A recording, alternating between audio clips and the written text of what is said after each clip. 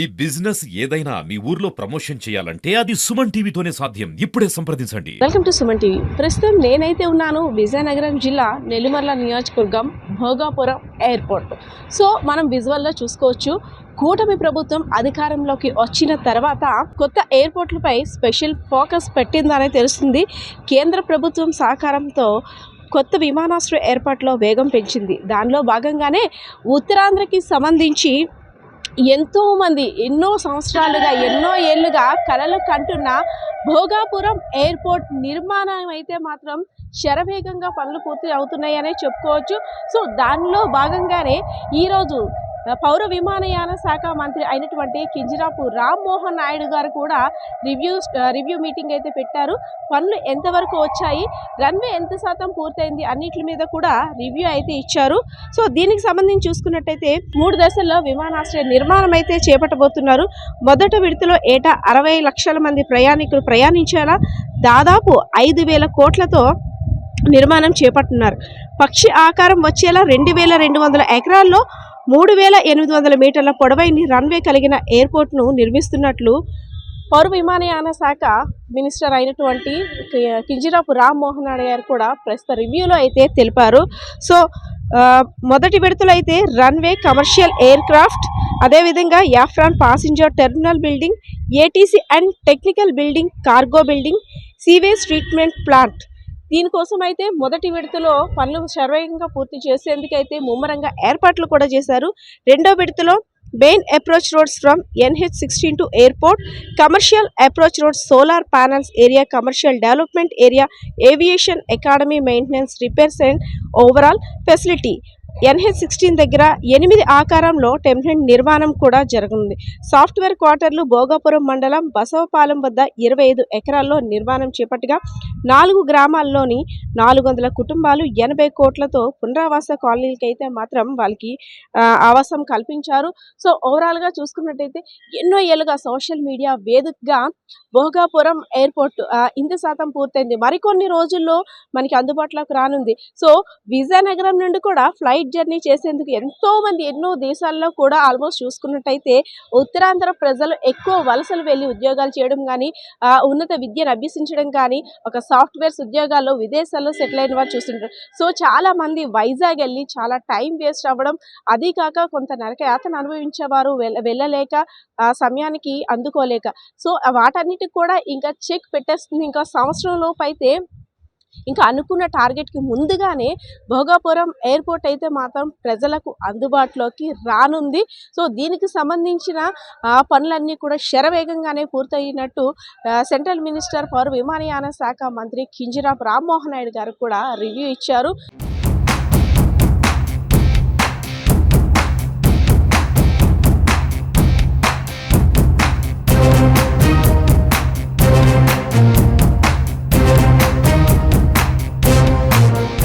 అతి ముఖ్యమైనటువంటి ప్రాజెక్టుగా తీసుకున్న భోగాపురం ఎయిర్పోర్టు వీలైనంత త్వరగా కంప్లీట్ చేయాలన్న ఆలోచనతో రాష్ట్ర ముఖ్యమంత్రి వర్యులు చంద్రబాబు నాయుడు గారు ఇక్కడ ప్రత్యేకంగా రివ్యూ మీటింగ్ పెట్టి మా అందరికీ కూడా దిశా నిర్దేశం చేయడం జరిగింది.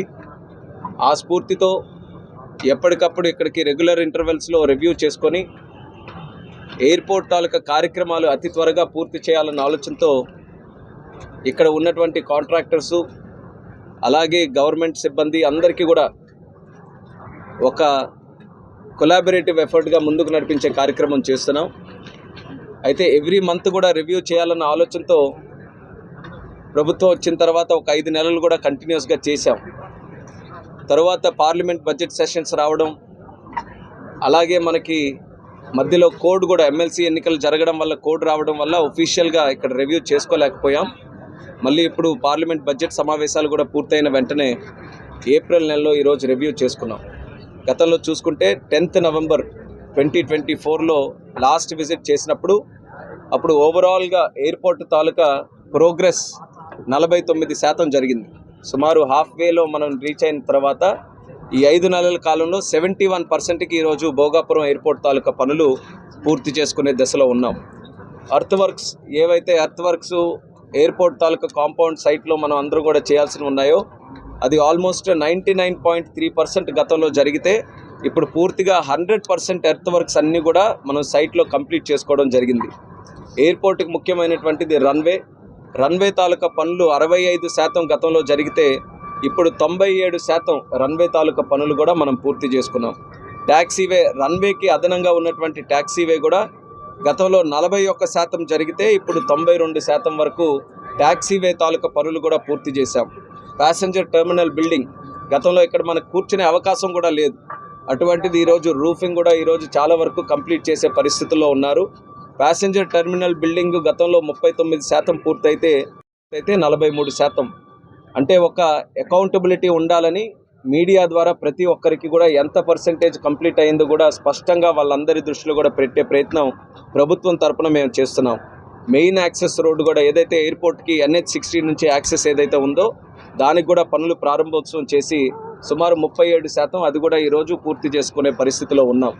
ఈరోజు ఎక్కడ చూసినా సరే భోగాపురం ఎయిర్పోర్ట్ తాలూకా ఇమేజెస్ కొంతమంది డ్రోన్స్లో షాట్స్ తీశారు, ఇక్కడికి వచ్చి కొంతమంది ఫిజికల్గా చూశారు, సోషల్ మీడియాలో చూసినా ఎక్కడ న్యూస్లో చూసినా ఎంతో ఆసక్తిగా ఉత్తరాంధ్ర ప్రాంతంలో ఉన్నటువంటి వారందరూ కూడా ఎప్పుడు కంప్లీట్ అవుతుందా అన్న ఆలోచనతో ప్రతి ఒక్కరు కూడా ఉన్నారు.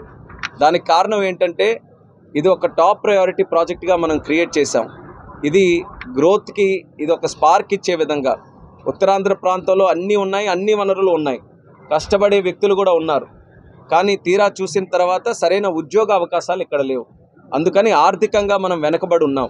ఆ గ్రోత్ పొటెన్షియల్ని మళ్ళీ క్రియేట్ చేయాలనంటే ముఖ్యంగా మనం కనెక్టివిటీ ఇవ్వాలి. ఎక్కడ ఏ ల్యాండ్కైనా సరే ఏ ప్రాంతానికైనా మనం కనెక్టివిటీ ఎంత ఇంప్రూవ్ చేస్తే ఆ ప్రాంతం తాలూకా గ్రోత్ అంత చక్కగా అభివృద్ధి చెందడానికి అవకాశం ఉంటుంది. బ్రహ్మాండంగా గతంలో నేషనల్ హైవేని మనం డెవలప్ చేసుకున్నాం, 6 లేన్ కూడా అయ్యింది. మనకి విశాఖపట్నం నుంచి కాస్త ఇబ్బందిగా ఉందనంటే అనకాపల్లి నుంచి ప్యారలల్గా మనం బైపాస్ కూడా మనం చక్కగా క్రియేట్ చేసుకొని అనకాపల్లి నుంచి ఆనందపురం వరకు చేసుకున్నాం. పోర్ట్ల తాలూకా క్రియేటివిటీ పోర్ట్స్ చూసుకుంటే గంగవరం పోర్ట్, వైజాగ్ పోర్టు కూడా ఉన్నాయి, చాలా వరకు శాచురేట్ అయ్యాయి. దానికి అదనంగా ఈరోజు శ్రీకాకుళం జిల్లాలో మూలపేట పోర్టు కూడా ఈరోజు ఆల్మోస్ట్ కంప్లీట్ అయ్యే దశలో అది కూడా ఈరోజు తీసుకొని వచ్చాం. ఇక ఎయిర్ కనెక్టివిటీ మనం ముఖ్యంగా ఇవ్వాలి. ఆ ఆలోచనతోనే గతంలో చంద్రబాబు నాయుడు గారు ముఖ్యమంత్రిగా ఉన్నప్పుడు, అలాగే అశోక్ గజపతిరాజు గారు ఈ ప్రాంతం నుంచి ఎంపీగా ఉండి కేంద్ర మంత్రిగా ఇదే సివిల్ ఏవియేషన్ శాఖగా ఉంటే భోగాపురం ఎయిర్పోర్ట్లో ఎస్టాబ్లిష్ చేయాలని ఆ రోజు ఒక నిర్ణయం తీసుకొని ముందుకు నడిపించారు. కానీ గత 5 సంవత్సరాలు ఉన్నటువంటి పాలకుల వల్ల ఆలస్యం జరిగినా మనం వచ్చినప్పటికీ 23% జరిగితే కేవలం ఈ 9 నెలల్లో 23% నుంచి 71% పనులు ఈరోజు తీసుకొని వచ్చాం. యాక్చువల్ కంప్లీషన్ డేటు డిసెంబర్ 2026 అయితే చంద్రబాబు నాయుడు గారు కూడా స్పష్టంగా చెప్పారు జూన్ 26 కల్లా ఇది పూర్తి చేసి అందజేయాలని. దానికి అనుగుణంగా టైం లైన్స్ అన్నీ కూడా మార్చుకొని ప్రతి ఒక్క కార్యక్రమంలో కూడా స్పీడప్ చేసి ఈరోజు కార్యక్రమాలన్నీ కూడా చేస్తున్నాం. దేశంలో కూడా వస్తున్నటువంటి 3 అద్భుతమైన గ్రీన్ఫీల్డ్ ఎయిర్పోర్ట్లు, ఒకటి నవీ ముంబై ఎయిర్పోర్ట్ ముంబైకి అదనంగా వస్తుంది, అలాగే జేవర్ నోయిడా ఇంటర్నేషనల్ ఎయిర్పోర్ట్ ఢిల్లీకి అదనంగా వస్తుంది, మరొకటి ముఖ్యమైనటువంటిది మన భోగాపురం ఇంటర్నేషనల్ ఎయిర్పోర్ట్. ఈ 3 ఎయిర్పోర్ట్లు కూడా మన దేశం తాలూకా రూపురేఖలు మార్చే స్థాయిలో అద్భుతంగా ఎక్కడికక్కడ నిర్మాణం జరుగుతున్నాయి. మరి ఇది కూడా మరొక సంవత్సరం కాలంలో ఇది కూడా పూర్తి చేసి జాతికి అంకితం చేయబోతున్నాం. ఇప్పుడే మన యాక్టివిటీ చూసుకుంటే ఇక్కడ ఎయిర్పోర్ట్ వస్తుంది కాబట్టి మన ఎయిర్పోర్ట్ తాలూకా డెవలపర్సే ఒక హోటల్ కూడా ఇక్కడ ఎస్టాబ్లిష్ చేస్తున్నారు. అది కూడా వచ్చే ఓపెనింగ్ టైంలోనే ఆ హోటల్ కూడా తాజ్ వాళ్ళకి అప్పచెప్పడం జరిగింది. తాజ్ సంస్థ ద్వారా ఆ హోటల్ను కూడా రన్ చేస్తారు. అలాగే చుట్టుపక్కల కూడా మనం చూసుకుంటే చాలా వరకు ఎకనామిక్ యాక్టివిటీ క్రియేట్ చేసే విధంగా స్కూల్స్కి అదనంగా కొత్త స్కూల్స్ రావడం, లేకపోతే హోటల్స్ రావడం, లేకపోతే అదర్ సర్వీస్ ఇండస్ట్రీస్ ఆల్రెడీ ఇప్పుడిప్పుడే భోగాపురం చుట్టుపక్కల కూడా అన్ని ప్రాంతాల నుంచి కూడా ఇక్కడ ప్రజలు వచ్చి ఏదో ఒక రకంగా ఒక కార్యక్రమం చేయాలని ఉత్సాహంగా చూస్తున్నారు. అక్కడ నుంచి మనం చూసుకుంటే ఖచ్చితంగా దాని తాలూకా బెనిఫిట్ కేవలం విజయనగరం, విశాఖపట్నం వరకే కాకుండా శ్రీకాకుళం జిల్లాకి కూడా వచ్చే విధంగా ఇక్కడ ఎయిర్పోర్ట్ని భవిష్యత్తులో అన్ని రకాలుగా కూడా నిర్మిస్తామని సందర్భంగా తెలియజేసుకుంటున్నాం.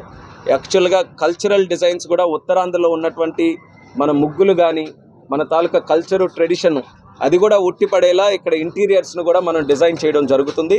అది కూడా చాలా చక్కగా ఒక ముందు చూపుతో మన తాలూకా ప్రాంతాన్ని ప్రతిబింబించేలా ఆ కార్యక్రమాన్ని కూడా ఇక్కడ చేయడం జరుగుతుంది. అలాగే ఇక్కడ ఎయిర్పోర్ట్ తాలూకా రన్వే లెంత్ 3.8 కిలోమీటర్స్ ఉంది. దేశంలో పెద్ద ఎయిర్పోర్ట్ల తాలూకా రన్వేలు ఎంత పొడవుగా ఉంటాయో అంత పొడవైనటువంటి రన్వే ఇక్కడ మనం నిర్మించుకున్నాం. అంటే కేవలం రేపు భవిష్యత్తులో ఉండే డిమాండ్కే కాకుండా పెద్ద ప్లేన్స్ కూడా ఇక్కడ ల్యాండ్ అవ్వాలనంటే ముందు చూపుతో పెద్ద రన్వేని కూడా మనం ఎస్టాబ్లిష్ చేసుకున్నాం కాబట్టి సుమారు 40 మిలియన్ కెపాసిటీ ఉండే ఎయిర్పోర్ట్గా ఇది తయారు చేయొచ్చు మనం భవిష్యత్తులో కూడా. విశాఖపట్నంకి ఈ యొక్క ఉత్తరాంధ్ర ప్రాంతానికి ఒక 30 సంవత్సరాలు 40 సంవత్సరాల వరకు పూర్తిగా ఇక్కడ ఉండే డిమాండ్ని కేటర్ చేసే విధంగా ఎయిర్పోర్టు మనకందరికీ కూడా ఉపయోగపడబోతుంది. వీలైనంత త్వరగా చేయాలనే ప్రయత్నంతో ఎప్పటికప్పుడు రివ్యూ మీటింగ్లు కూడా చేస్తున్నారు. చాలా సాటిస్ఫాక్టరీగా వాళ్ళు కూడా సహకరిస్తూ అన్ని కార్యక్రమాలు కూడా ముందుకు నడిపిస్తున్నారు. జిఎంఆర్ సంస్థకు కూడా ప్రత్యేక అభినందనలు తెలియజేసుకుంటున్నాను. అలాగే స్థానికంగా చిన్న సమస్యలు మా దృష్టికి ఎప్పటికప్పుడు తీసుకొని రావడం జరుగుతుంది.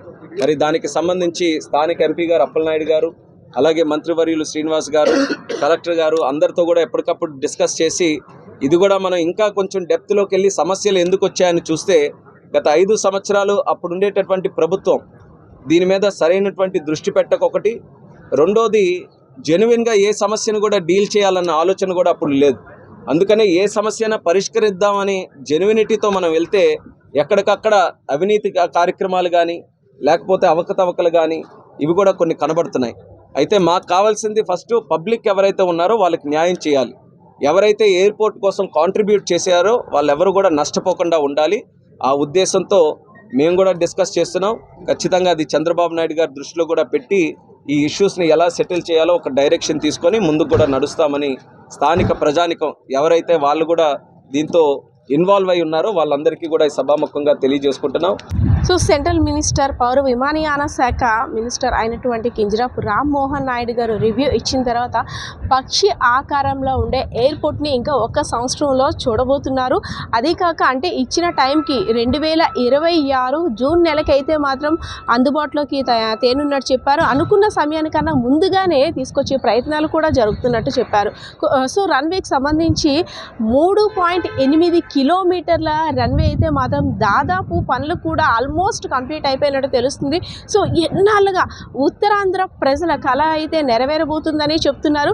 సో దీనికి సంబంధించి గత ప్రభుత్వ వైఫల్యాల కారణంగానే అభివృద్ధి కుంటిన పడిందని, సో ప్రభుత్వం ఇంకా వచ్చి గత ప్రభుత్వానికి సంబంధించి చూసుకున్నట్టయితే అప్పటి ప్రభుత్వ హయాంలో 23% ఎయిర్పోర్ట్ నిర్మాణ పనులు పూర్తి అయితే కూటమి ప్రభుత్వం వచ్చిన తర్వాత 73% పనులైతే పూర్తయినట్లయితే సెంట్రల్ మినిస్టర్ పౌర విమానయాన శాఖ మంత్రి కింజరాపు రామ్మోహన్ నాయుడు గారికి అయితే తెలిపిన పరిస్థితి. సో ఇక్కడ చూసారుగా ఓవరాల్గా ఇక్కడున్న పరిస్థితి ఇది. కెమెరా పర్సన్ బాలకిషోర్తో పద్మ, సుమన్ టీవీ, విజయనగరం.